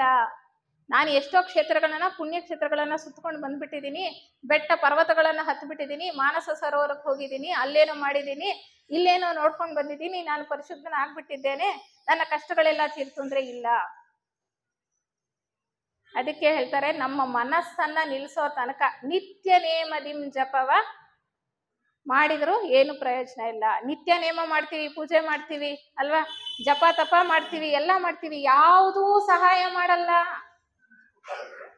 ಎಲ್ಲವೂ ಕೂಡ ಪೂರ್ವ ಸಿದ್ಧತೆಯ ರೂಪದಲ್ಲಿ ನಮ್ಮ ಮನಸ್ಸನ್ನ ನಿಲ್ಸೋದಕ್ಕೆ ಸಹಾಯ ಮಾಡಿದ್ರೆ ಅದಕ್ಕಿಂತ ಬೇರೆ ಏನೂ ಇಲ್ಲ. ಜಪ ತಪಗಳು ನಮ್ಮ ಮನಸ್ಸನ್ನ, ಅಥವಾ ಪೂಜೆ ಪುನಸ್ಕಾರಗಳು ನಮ್ಮ ಮನಸ್ಸನ್ನ ಒಂದು ಕಡೆ ನಿಲ್ಸೋದಕ್ಕೆ ಪ್ರಯತ್ನ, ಸಹಾಯ ಮಾಡಿದ್ರೆ ಅದಕ್ಕಿಂತ ಬೇರೆ ಇಲ್ಲ. ಅದ್ರ ಕಡೆ ನಮ್ ಗಮನ ಇಲ್ಲ. ನಮ್ಮ ಮನಸ್ಸು ನಿಲ್ಲಬೇಕು. ಮನಸ್ಸು ಯಾವಾಗ ನಿಲ್ಲುತ್ತೋ, ಅಂದ್ರೆ ಯಾವಾಗ ಮೌನವಾಗುತ್ತೋ, ಆವಾಗ ಮಾತ್ರನೇ ಈ ಕೆಳಗಿನ ಪ್ರಜ್ಞೆಯಿಂದ ನಾವು ಮೇಲಿನ ಹಂತಕ್ಕೆ ಏರೋದಕ್ಕೆ ಸಾಧ್ಯ. ಅದು ಮಾತಲ್ಲಿ ಹೇಳಿದ್ರೆ ಅರ್ಥ ಆಗಲ್ಲ. ಅಂದ್ರೆ ಉನ್ನತ ಮನಸ್ಸಿನ ಸ್ಥಿತಿಗೆ ಹೋಗ್ಬೇಕು, ಮನಸ್ಸಿನ ಆಚೆಯ ಸ್ಥಿತಿಗೆ ಹೋಗ್ಬೇಕು. ಆವಾಗ ಮಾತ್ರನೇ ನಾವು ಯಾರು, ನಾವೇನು ಅನ್ನೋದು ನಮಗೆ ಅರ್ಥ ಆಗುತ್ತೆ. ಆಗ ಸಹಜವಾಗಿ ಸಹೋದರ ಭಾವ ಅನ್ನೋದು ಬರುತ್ತೆ. ಬಸವಣ್ಣನವ್ರು ಎಷ್ಟು ಚೆನ್ನಾಗಿ ಹೇಳ್ತಾರೆ, ಲಿಂಗವ ಪೂಜಿಸಿ ಫಲವೇನಯ್ಯ, ಸಮರತಿ ಸಮಕಳೆ ಸಮಸುಖವ ನರಿಯದನಕ್ಕ. ಸಮರತಿ ಸಮಕಳೆ ಸಮಸುಖ. ಎಷ್ಟು ಸಮರಸತೆ ಇರಬೇಕು ನಮ್ಮಲ್ಲಿ, ಎಷ್ಟು ಸೌಹಾರ್ದ ಭಾವ ಇರಬೇಕು, ಎಷ್ಟು ಒಟ್ಟಾಗಿ ಬದುಕ್ತೇವೆ, ಒಟ್ಟಾಗಿ ಬೆಳೀತೇವೆ, ಒಟ್ಟಾಗಿ ತಿಂತೇವೆ, ಒಟ್ಟಾಗಿ ಜೀವನ ಮಾಡ್ತೇವೆ ಅನ್ನುವಂತಹ ಮನಸ್ಥಿತಿ ಎಲ್ಲಿದೆ? ನಾನೊಬ್ಬನೇ ಇರ್ತೇನೆ, ನಾನೊಬ್ಬ ಇದು ಚೆನ್ನಾಗಿದ್ರೆ ಸಾಕು, ನಾನೊಬ್ಬನ್ ತಿಂದ್ರೆ ಸಾಕು, ಬೇರೆಯವ್ರು ಏನಾದ್ರೂ ಆಗ್ಲಿ ಅನ್ನೋ ಭಾವನೆ ಜಾಸ್ತಿನೇ ಹೊರತು ಈಗಿನ ಪ್ರಪಂಚದಲ್ಲಿ ಆ ಭಾವ ಎಲ್ಲಿದೆ? ಅದಕ್ಕೆ ಕ್ರಾಂತಿಕಾರಿ ಬಸವಣ್ಣನವರು ಅಂತ ಹೇಳಿದ್ರು. ಅವ್ರಿಗೆ ಸಮಾಜದಲ್ಲಿ ಕ್ರಾಂತಿಯನ್ನ ಎಬ್ಸಿದ್ರು. ಈ ಪ್ರತ್ಯೇಕತಾ ಭಾವನೆಯನ್ನ ನಾವು ಹೊಡೆದೋಡಿಸ್ಬೇಕು, ಎಲ್ಲರಲ್ಲಿ ಸಮರಸತೆಯನ್ನ ಮೂಡಿಸ್ಬೇಕು, ಈ ಜಾತಿ ಮತವನ್ನ ಮೀರಿ ನಡಿಬೇಕು ಮನುಷ್ಯ ಅಂತ ಅವ್ರು ಎಷ್ಟೋ ಪ್ರಯತ್ನ ಮಾಡಿದ್ರು. ಅವ್ರ ವಚನಗಳಲ್ಲಿ ಬಹಳ ಚೆನ್ನಾಗಿ ನಮ್ಗೆ ಅರ್ಥವಾಗುತ್ತೆ. ಎಷ್ಟೋ ಜ್ಞಾನ ಇದೆ ನಮ್ಮಲ್ಲಿ, ಜ್ಞಾನಕ್ಕೇನು ಕೊರತೆ ಇಲ್ಲ, ಸಾಹಿತ್ಯಕ್ಕೆ ಕೊರತೆ ಇಲ್ಲ ನಮ್ಮಲ್ಲಿ ಅಲ್ವಾ. ದಾಸರು ಎಷ್ಟೋ ಹೇಳಿದ್ದಾರೆ ತತ್ವಗಳನ್ನ, ವಚನಕಾರರು ಎಷ್ಟೋ ಹೇಳಿದ್ದಾರೆ, ಎಷ್ಟೋ ಆಧ್ಯಾತ್ಮ ಸಂಸ್ಥೆಗಳು ವಿವಿಧ ರೀತಿಯಲ್ಲಿ, ಬೇರೆ ಬೇರೆ ರೀತಿಯಲ್ಲಿ ನಮಗೆ ಅರ್ಥ ಮಾಡಿಸುವಂತ ಪ್ರಯತ್ನ ಮಾಡ್ತಾರೆ. ಆದ್ರೂ ನಾವು ಅರ್ಥ ಮಾಡ್ಕೊಳ್ಳೋದಕ್ಕೆ ತಯಾರಿಲ್ಲ. ಯಾಕೆ? ನಮ್ಮ ಪ್ರಜ್ಞೆ ಅಷ್ಟ್ರ ಮಟ್ಟಿಗೆ ಬಹಿರ್ಮುಖವಾಗಿದೆ, ಅಷ್ಟ್ರ ಮಟ್ಟಿಗೆ ವಸ್ತು ವಿಷಯಗಳ ಆಕರ್ಷಣೆಯಿಂದ ಎಳೆಯಲ್ಪಟ್ಟಿದೆ ನಮ್ಮ ಪ್ರಜ್ಞೆ. ಅದರಿಂದ ಒಳಮುಖ ಆಗೋ ತನಕ ನಮ್ಮಲ್ಲಿ ಎಷ್ಟೇ ಸಾಹಿತ್ಯ ಇದ್ರು, ಎಷ್ಟೇ ತತ್ವ ಇದ್ರು, ಎಷ್ಟೇ ವಚನಗಳು ಹೇಳಿದ್ರು, ಏನೇ ಮಾಡಿದ್ರು ನಾವು ಮಾತ್ರ ಬದಲಾಗೋಲ್ಲ. ನಮ್ಮಲ್ಲಿ ಮೂಲಭೂತ ಬದಲಾವಣೆ ಬರಬೇಕು ಅಂದ್ರೆ ಬೇರೆ ಸಮೇತ ನಮ್ಮಲ್ಲಿ ಇರ್ತಕ್ಕಂಥ ದೋಷಗಳನ್ನ ಕಿತ್ತಾಕ್ಬೇಕು. ರಾಮ ರಾವಣನ ಕೊಲ್ಲುವಾಗ ಒಂದೊಂದ್ ತಲೆ ಕಡ್ದಾಕದಾಗ ಏನಾಯ್ತು? ಮತ್ತೆ ಮತ್ತೆ ಆ ತಲೆಗಳು ಎದ್ದು ಬಂದ್ವು. ಅದಕ್ಕೆ 10 ತಲೆಗಳನ್ನ ಒಂದೇ ಸಾರಿ ಆತ ಸಂಹಾರ ಮಾಡಿದಾಗ ಮಾತ್ರನೇ ಆತ ಜಯವನ್ನ ಗಳಿಸೋದಕ್ಕೆ ಸಾಧ್ಯ ಆಯ್ತು. ಹಾಗೆ ನಮ್ಮಲ್ಲಿ ಇರ್ತಕ್ಕಂಥ ದೋಷಗಳನ್ನ ಒಂದು ಬಿಡ್ತೀನಿ, ಇನ್ನೊಂದು ಇಟ್ಕೋತೀನಿ ಅಂದ್ರೆ ಆಗಲ್ಲ. ಎಲ್ಲವನ್ನೂ ಕೂಡ ಒಂದೇ ಸಾರಿಗೆ ನಿರ್ಮೂಲನ ಮಾಡ್ತಕ್ಕಂಥ ಶಕ್ತಿ ನಮ್ಮಲ್ಲಿ ಇರಬೇಕು. ಅದಕ್ಕೆ ಸಾಕಷ್ಟು ಪೂರ್ವ ಸಿದ್ಧತೆ ಆಗ್ಬೇಕು. ಪ್ರಯತ್ನ ಅನ್ನೋದು ಮೊದಲಿನ ಹಂತದಲ್ಲಿ ನಡೀತಾ ಬರಬೇಕು. ಆಗ ಮಾತ್ರ ನಾವು ಆ ರೀತಿಯ ಒಂದು ಉನ್ನತ ಸ್ಥಿತಿಯನ್ನ ತಲುಪೋದಕ್ಕೆ ಸಾಧ್ಯ. ನಿಜವಾದ ಸಾರ್ವತ್ರಿಕ ಸಹೋದರ ಭಾವದ ಅರ್ಥ ನಮಗೆ ಆಗ್ಬೇಕು ಅಂದ್ರೆ ನಾವು ಪ್ರಯತ್ನವನ್ನ ಮಾಡಬೇಕು. ಪ್ರತ್ಯೇಕತೆಯನ್ನ ಬಿಡಬೇಕು. ಎಲ್ಲರೂ ಒಂದೇ ಅನ್ನುವಂತಹ ಭಾವವನ್ನ ಬೆಳೆಸ್ಕೊಳ್ಬೇಕು. ಸೌಹಾರ್ದಯುತವಾಗಿ ಜೀವನವನ್ನ ಮಾಡಬೇಕು. ಇನ್ನೊಬ್ಬರ ಜೊತೆ ಸಹಕರಿಸಬೇಕು. ಸಹಿಷ್ಣುತೆ ಅನ್ನೋದು ನಮ್ಮಲ್ಲಿ ಬರಬೇಕು. ಅಲ್ಲಿ ತನಕ ನಮಗೆ ನಿಜವಾದ ಸಾರ್ವತ್ರಿಕ ಸಹೋದರ ಭಾವದ ಅನುಭವ ಅಥವಾ ಅನುಭಾವ ಪ್ರಜ್ಞೆಯಲ್ಲಿ ನಮ್ಮ ಸ್ವಸ್ವರೂಪದ ನಿಜ ದರ್ಶನ ಆಗೋದಕ್ಕೆ ಸಾಧ್ಯ ಇಲ್ಲ. ಇಷ್ಟು ಮಾತುಗಳನ್ನ ನಿಮ್ಮ ಜೊತೆ ಹಂಚ್ಕೊಳ್ಳೋದಕ್ಕೆ ನನಗೆ ಅವಕಾಶ ಮಾಡಿಕೊಟ್ಟಂತಹ ಶಿಡ್ಲಘಟ್ಟ ಬ್ರಹ್ಮ ವಿದ್ಯಾ ಸಮಾಜಕ್ಕೂ ಮತ್ತು ಎಲ್ಲ ಶ್ರೋತೃ ವರ್ಗದವ್ರಿಗೂ ನಿರ್ದೇಶಕರಿಗೂ ಕೂಡ ನನ್ನ ಅನಂತ ಧನ್ಯವಾದಗಳನ್ನು ಅರ್ಪಿಸ್ತೇನೆ.